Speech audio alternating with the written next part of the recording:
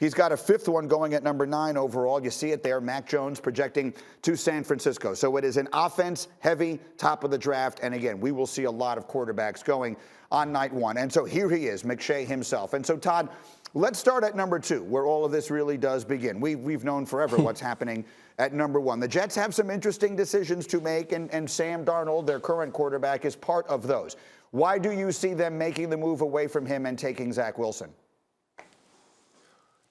Listen, I don't know what they're going to do. And they're still deciding what they're going to do, and it's all about value. You got to realize, if you bring in Zach Wilson, you're paying him a fraction of what you're going to have to pay Sam Darnold down the road in that second contract. So that's what they have to figure out.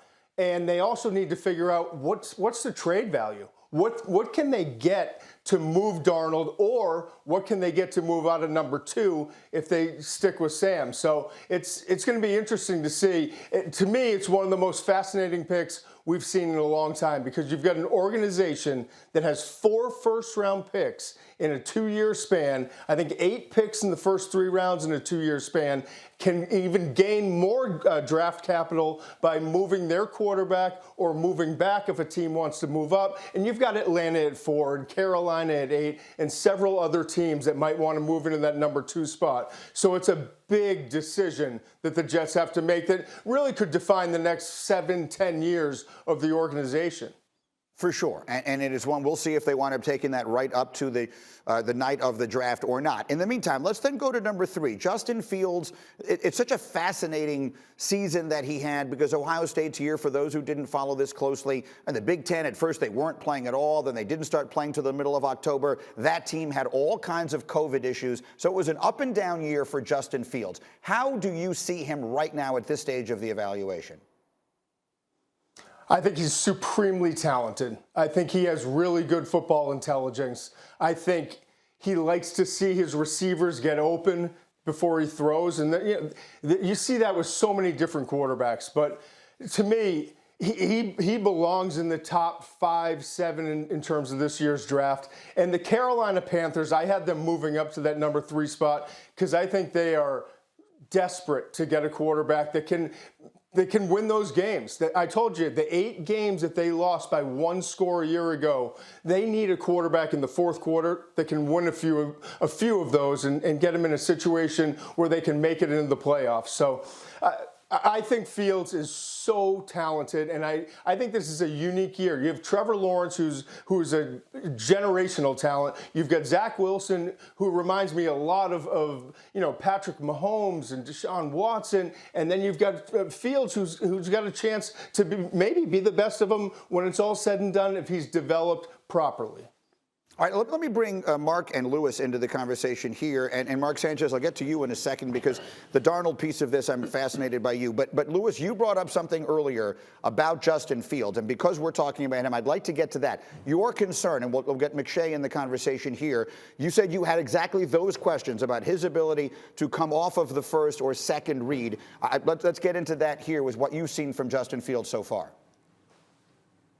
Look, I mean, I look at the games where he struggled, and why did you struggle? And it's really this. Look, Northwestern made a concerted effort to make sure they tried to take away the number 1 read and force him to go elsewhere, force him to scan the field quickly and find other options. And sometimes he wasn't quite able to do that.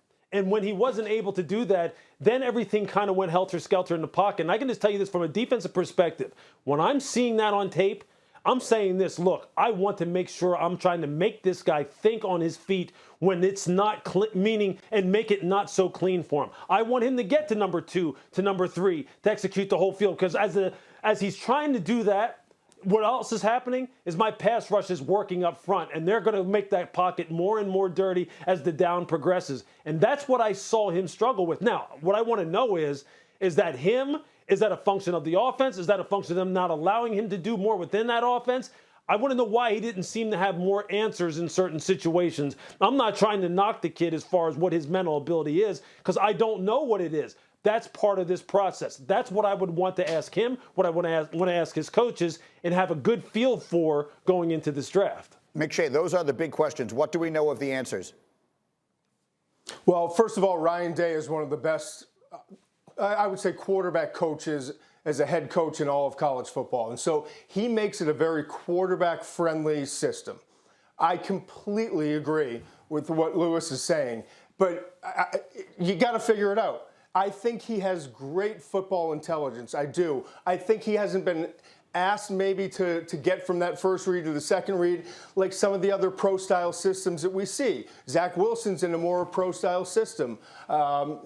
Trey Lance at North Dakota State, the FCS is in a more pro-style system. But that's going to be the biggest progression that he has to make in Justin Fields. And I think he's going to be able to make it, but that's the gamble and the risk that you're taking if you're drafting him somewhere in the top 5.